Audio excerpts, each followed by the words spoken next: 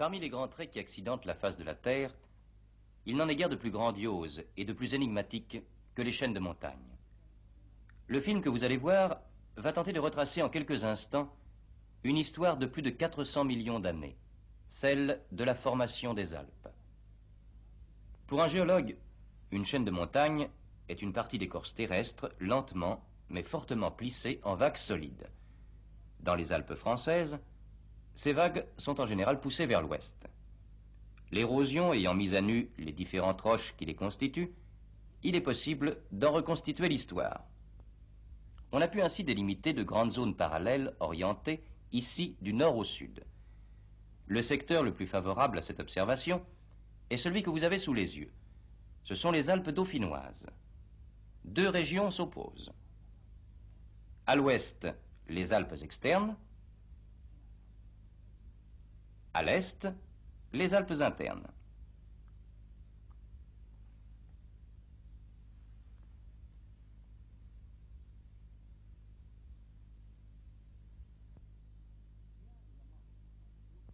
Voici la maquette des Alpes dauphinoises.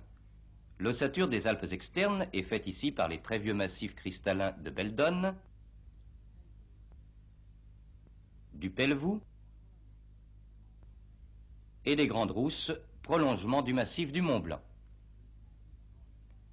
Ces massifs sont bordés par une couverture sédimentaire d'âge secondaire, directement en liaison avec eux, et délimitée à l'ouest par la grande dépression du sillon subalpin. Le reste de cette couverture, les massifs calcaires des Bauges, de la Chartreuse, du Vercors, du Dévoluy et du Gapençais, présentent une certaine indépendance morphologique sous le nom de chaîne subalpine. La marge orientale de cette zone dauphinoise, d'où émergent les massifs cristallins, est une zone de transition. En particulier, des terrains tertiaires inconnus plus à l'ouest y font leur apparition. C'est le flysch des aiguilles d'Arve. L'ensemble correspond à la zone ultra-dauphinoise. L'ossature des Alpes internes est un alignement de roches sédimentaires primaires d'âge houillé. Au nord, dans la Vanoise, ce houillé devient métamorphique et se transforme en gneiss. La couverture secondaire et tertiaire de ces roches primaires est partout décollée en nappes plus ou moins complexes. Ces trois parties constituent la zone briançonnaise. Une zone, dite subbriançonnaise, la précède à l'ouest, faisant transition avec l'ultra-dauphinois. Sur l'extrême droite de l'écran apparaît un fragment de l'immense nappe de charriage des schistes lustrés, ensemble de roches métamorphiques, d'âge surtout jurassique. Au sud du Pelvoux se trouve la grande bavure de la nappe de l'Embrunet-Hubail. On admet actuellement qu'elle correspond à une nappe indépendante de celle des schistes lustrés, dite de flysch à helmatoïdes, ayant entraîné vers l'extérieur des copeaux de terrain briançonnais et subbriançonnais. Ce schéma vous montre enfin deux zones qui n'appartiennent plus au domaine alpin, l'extrémité sud du Jura et la zone des Molasses.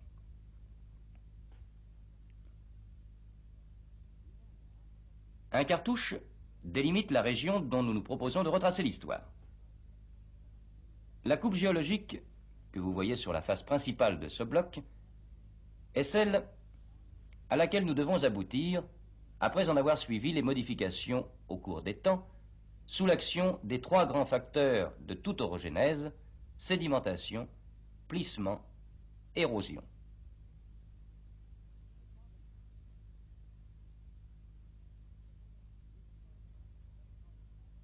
Voici tout d'abord l'aspect probable de la région vers l'aurore des temps carbonifères. C'est la phase la plus obscure, la phase géosynclinale métamorphique qui vient de s'achever. Vous voyez, en rouge, le tréfonds granitique recouvert de schistes cristallins en rose, et même teinté de sombre, des roches peu métamorphisées actuellement disparues. Cette croûte commence à s'agiter sous l'action des premiers mouvements hercyniens et, vers la fin du Carbonifère inférieur, va se plisser surtout dans la région qui deviendra le Pelvoux. En même temps, des fractures profondes s'amorcent et des magmas granitiques jeunes se mettent en place au travers des roches plus anciennes. Une surélévation générale chasse la mer des dernières fosses hercyniennes, mais déclenche l'érosion qui, après un temps très long, aplanit la région, ne laissant subsister que les massifs anciens de roches cristallines.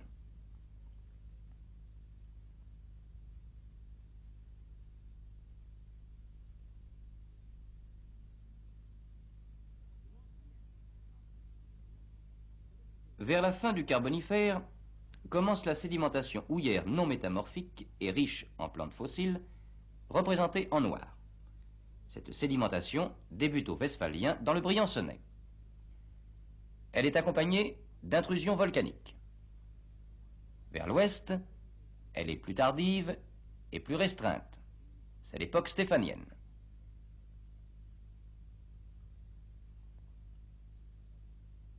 Notre région se présente alors comme un continent assez plat, avec de vastes dépressions lacustres, entourées de forêts marécageuses. C'est là que s'est accumulée la sédimentation détritique et végétale qui aboutit à la formation des terrains houillés.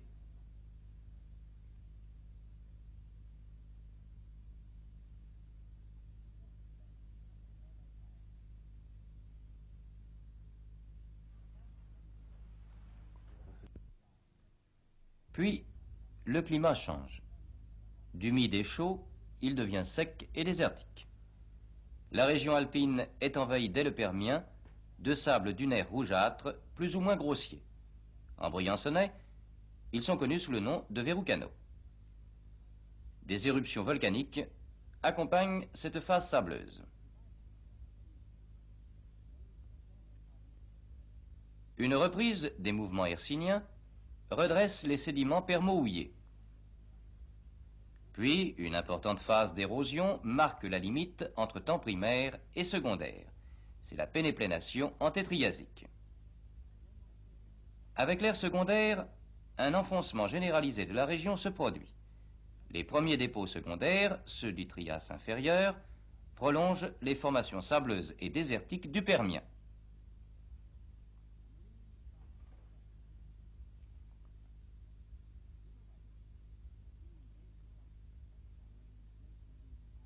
Progressivement, la mer envahit le continent. C'est la grande phase alpine marine qui débute, car les eaux ne quitteront plus la région qu'au tertiaire, c'est-à-dire près de 180 millions d'années plus tard. Les premiers dépôts du Trias moyen sont calcaires et fossilifères. Ceux du Trias supérieur sont surtout lagunaires et riches en gypse. À ce moment se mettent en place les coulées de lave spilitiques. À cette époque, l'aspect de la région était le suivant. Une suite de hauts fonds ou d'îlots désignés sous le nom de seuil vindélicien, situés sur l'emplacement du Pelvoux et des massifs analogues, séparaient cette mer en deux bassins. À l'ouest, un étroit bassin, dépendant de la mer dite germanique, atteignait le massif central. À l'est, s'étendait la mer alpine proprement dite, largement ouverte, dont nous ne voyons que la bordure occidentale.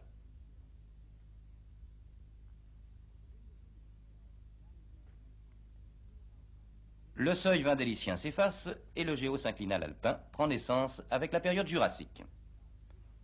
La sédimentation liasique, en bleu foncé sur cet écran, commence à se déposer. En Briançonnais, un haut fond géanticlinal se dessine et s'élève peu à peu au-dessus du niveau de la mer, devenant alors la cordillère briançonnaise.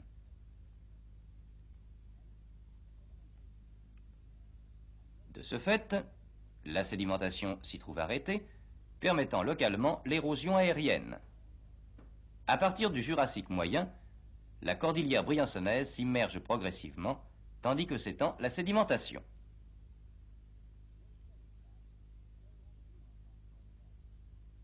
Sur ce stéréogramme, vous voyez la cordillère briançonnaise.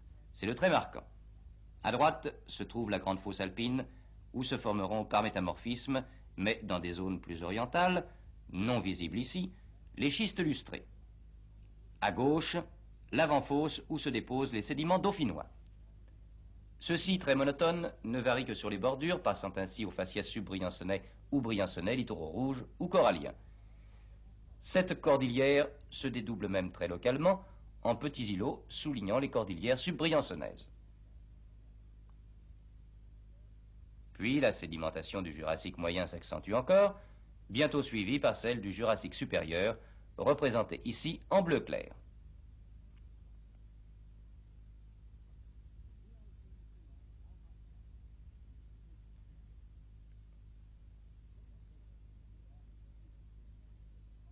La sédimentation du Crétacé inférieur poursuit celle du Jurassique, épargnant toutefois la cordillère briançonnaise. Cette période est surtout marquée dans le domaine subalpin par une série de mouvements dits antécénoniens, particulièrement nets en dévoluis, suivis d'une immersion de toute cette région qui se trouve aplanie par l'érosion. Puis une nouvelle et grande transgression marine marque le début du Crétacé supérieur. Toutes les fosses sont envahies et la cordillère briançonnaise elle-même est recouverte par les sédiments. Bientôt, une nouvelle surélévation des régions externes, accompagnée de légers plissements dits antéocènes, suivis eux-mêmes d'érosion, donne à la région un aspect géographique qui prépare la phase suivante, ou tertiaire.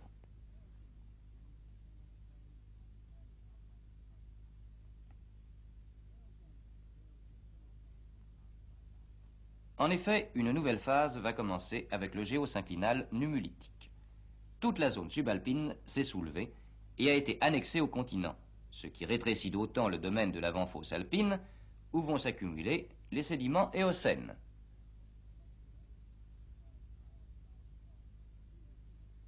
Des plissements, dits antélutétiens, accompagnent cette sédimentation dans le domaine externe, surtout dans la région qui deviendra le Pelvoux. Celui-ci sera même localement décapé jusqu'au cristallin par l'érosion.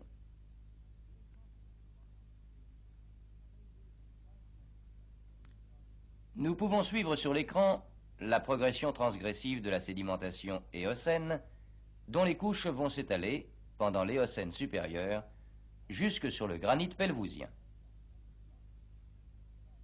Tous ces phénomènes sont représentés sur le bloc que voici. Nous les décrirons à partir de la gauche. Les régions externes émergées sont assez dénudées et déjà plissées. À la base de leur couverture sédimentaire, on notera des montées de trias salifères. La bordure orientale de l'avant-fosse montre bien les sédiments éocènes transgressant le socle cristallin. Les sédiments s'épaississent très rapidement vers le centre de la fosse, où se distinguent des restes de cordillères subbriançonnaises déterminés par les cassures du socle. Vers l'est, la grande cordillère briançonnaise est recouverte de dépôts grossiers schisto-gréseux, connus sous le nom de flysch, dans lesquels la présence de blocs cristallins ne peut s'expliquer que par l'immersion et le décapage, au cours de l'Éocène, de portions de cette cordillère. Enfin, tout à fait à l'est, se distingue la bordure de la grande fosse alpine, comblée de dépôts de flysch, détritiques, très uniformes et assez semblables aux précédents.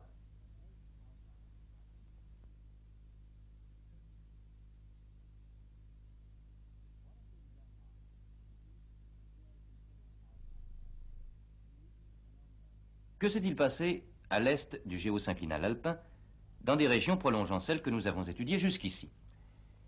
Dans les parties centrales, les plus mystérieuses de la grande fosse alpine, se sont élaborés, dès le début de l'ère secondaire, des dépôts épais, très monotones, atteints par le métamorphisme thermique et déjà plissés. Ce sont les fameux schistes lustrés que vous voyez maintenant sur l'écran, en position déjà anormale.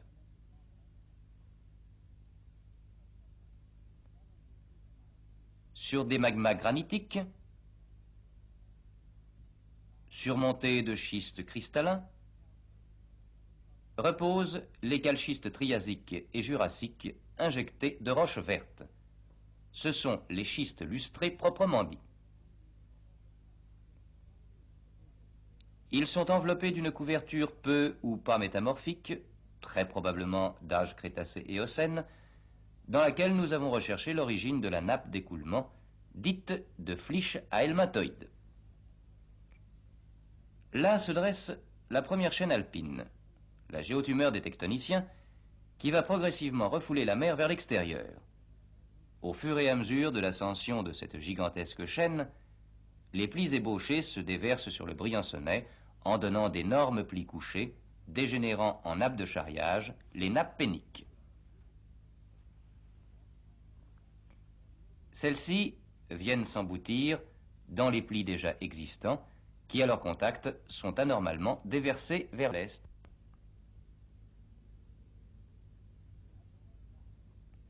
Du même coup, l'enveloppe Crétacé-Éocène des schistes lustrés se décolle et amorce son mouvement de glissement vers l'ouest sous la seule action de la gravité.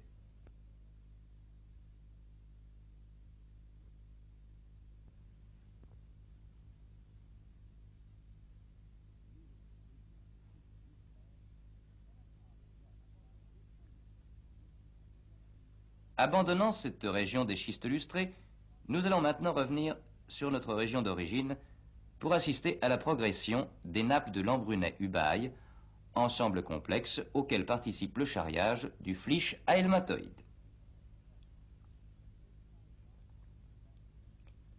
Tandis que s'écoulait la nappe des schistes lustrés, les coins cristallins, déterminés par les cassures du socle, vont suivre le mouvement de translation vers l'ouest.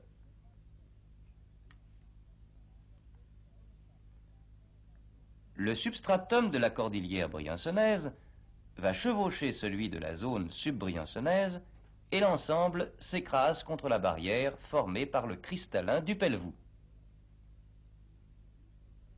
La mer, de plus en plus refoulée vers l'extérieur de la chaîne, va se réduire à un sillon périalpin dans lequel vont se déposer les couches oligocènes, ainsi que le montre le stéréogramme suivant. Celui-ci permet de se faire une idée de l'allure encore très empâtée par les sédiments récents et peu atteint par l'érosion de la chaîne alpine vers la fin de l'Oligocène. De gauche à droite, nous voyons les zones externes bordant les lagunes oligocènes, plissées et érodées, tandis que le Trias salifère continue de gicler vers la surface. Puis les écailles briançonnaises, de plus en plus laminées, progressent vers l'ouest et viennent même recouvrir les zones externes. Le flysch à helmatoïde, décollé des schistes lustrés, ces derniers sont emboutis et momentanément fixés dans le Briançonnais qui se retrousse à leur contact. Continuant son mouvement de glissement, le flysch à helmatoïde s'avance peu à peu vers le Briançonnais et le subbriançonnais, dont il va accentuer le plissement.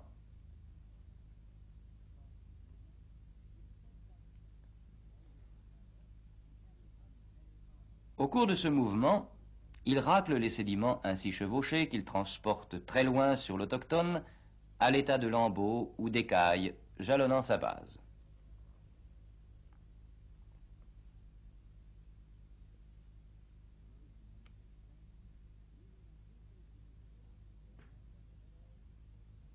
L'érosion intervient alors, laissant subsister au droit du Pelvoux quelques restes de cette nappe.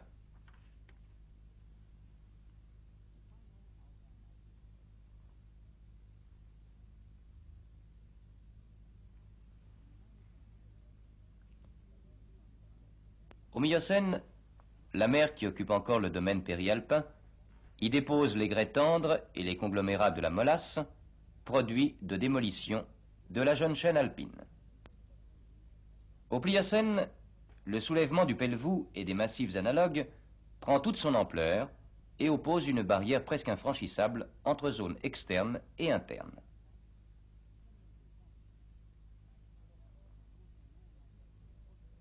Sur leurs flancs, la couverture sédimentaire, sollicitée par la gravité, et probablement aussi de pousser vers l'extérieur, achève son plissement, cette fois avec la molasse, pour donner les grandes vagues symétriques des montagnes subalpines. La mer est définitivement chassée de la région.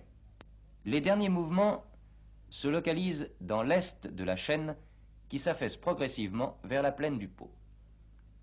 Sous les coups de l'érosion et des glaciations successives de l'époque quaternaire, celle-ci s'achemine vers son état actuel, dont le stéréogramme terminal nous reconstitue l'aspect extérieur et la structure profonde.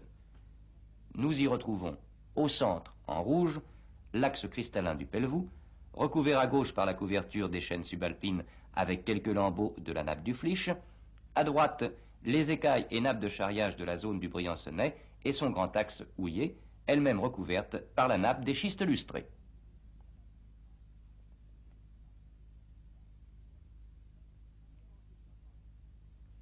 L'immensité des temps dans lesquels se sont déroulés les grands phénomènes que nous venons d'évoquer, comme les forces mises en jeu qui ont permis de tordre et laminer les roches les plus dures, de les faire couler comme un corps visqueux, et de faire glisser les unes sur les autres des masses montagneuses d'un énorme tonnage, dépassent infiniment les conceptions humaines habituelles. Ainsi, tout comme l'astronomie et la physique, qui nous ont révélé l'effarante complexité de l'infiniment grand et de l'infiniment petit, la géologie, dont l'histoire se compte par millions d'années, élargit notre conception de l'univers et nous apprend à nous évader hors des limites restreintes de la chronologie humaine.